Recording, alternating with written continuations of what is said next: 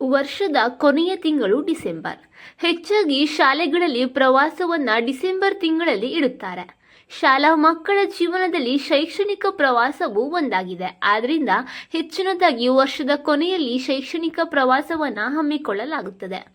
ಹಾಗಾದ್ರೆ ಕರಾವಳಿ ಜಿಲ್ಲೆಯಲ್ಲಿ ಒಂದಾದ ದಕ್ಷಿಣ ಕನ್ನಡಕ್ಕೆ ಪ್ರವಾಸ ಬಯಸುವವರಿಗೆ 2 ದಿನಗಳ ಟೂರ್ ಪ್ಲಾನ್ ಇಲ್ಲಿದೆ.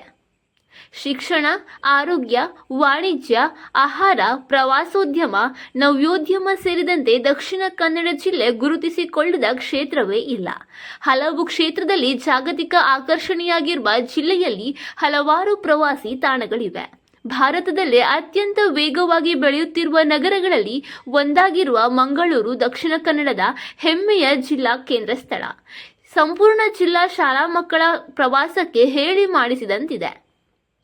ದಿನ ದಕ್ಷಿಣ ಕನ್ನಡ ಜಿಲ್ಲೆಯ ಪ್ರವಾಸದಲ್ಲಿ ಮೊದಲ ದಿನ ಮಂಗಳಾದೇವಿ ದೇವಸ್ಥಾನ, ಕದ್ರಿ ಮಂಜುನಾಥ ದೇವಸ್ಥಾನ, ಕುದ್ರೋಳಿ ಗೋಕರ್ಣನಾಥ ಕ್ಷೇತ್ರ ಹೀಗೆ ಯಾವುದಾದ್ರೂ 1 ಅಥವಾ 2 ದೇವಸ್ಥಾನಕ್ಕೆ ತೆರಳಿ ಪ್ರವಾಸವನ್ನು ಆರಂಭಿಸಬಹುದಾಗಿದೆ. ನಂತರ ಲೈಟ್ ಹೌಸ್ ಹಿಲ್ನಲ್ಲಿರುವ ಸಂತ ಅಲೋಷಿಯಸ್ ಚರ್ಚ್ ಕಡೆಗೆ ಹೋಗಬಹುದು.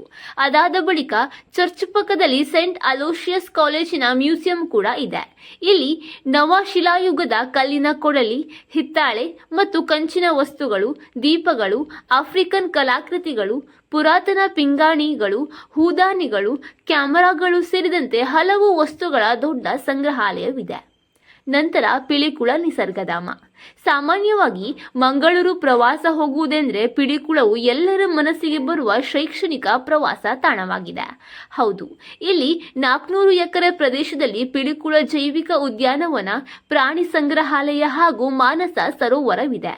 ಸ್ವಾಮಿ ವಿವೇಕಾನಂದ 3D ತಾರಾಲಯವು ಮಕ್ಕಳು ನೋಡಲೇಬೇಕಾದದ್ದಾಗಿದೆ. ಮನೋರಂಜನಾ ಬೇಕಾದಲ್ಲಿ ಸಂಜೆಯ ಸೊಬಗನ್ನು ಸವಿಯಲು ಮಂಗಳೂರು ನಗರದ ಆಸುಪಾಸಿನಲ್ಲೇ ಹಲವಾರು ಬೀಚ್ಗಳಿವೆ. ಪಣಂಬೂರು ಬೀಚ್ ಅಥವಾ ಸೂರತ್ಕಲ್ ಬೀಚ್ಗಳಿಗೆ ಹೋಗಿ ಭೇಟಿ ಮಾಡಬಹುದಾಗಿದೆ. ಇನ್ನು ಎರಡನೇ ದಿನದ ಬೆಳಿಗ್ಗೆ ಕದ್ರಿ ಪಾರ್ಕ್ನಿಂದ ಪ್ರವಾಸವನ್ನ ಆರಂಭಿಸಬೇಕು. ಇಲ್ಲಿ ಕರ್ನಾಟಕದ 2ನೇ ಎತ್ತರದ ತ್ರಿವರ್ಣ ಧ್ವಜಸ್ತಂಭವಿದೆ. ಅದನ್ನ ನೋಡಿ ನಂತರ ಕದ್ರಿಯಿಂದ ನೇರವಾಗಿ ಬೋಳೂರಿನಲ್ಲಿರುವ ಸುಲ್ತಾನ್ ಬತ್ತೇರಿಗೆ ಭೇಟಿ ನೀಡಬಹುದು.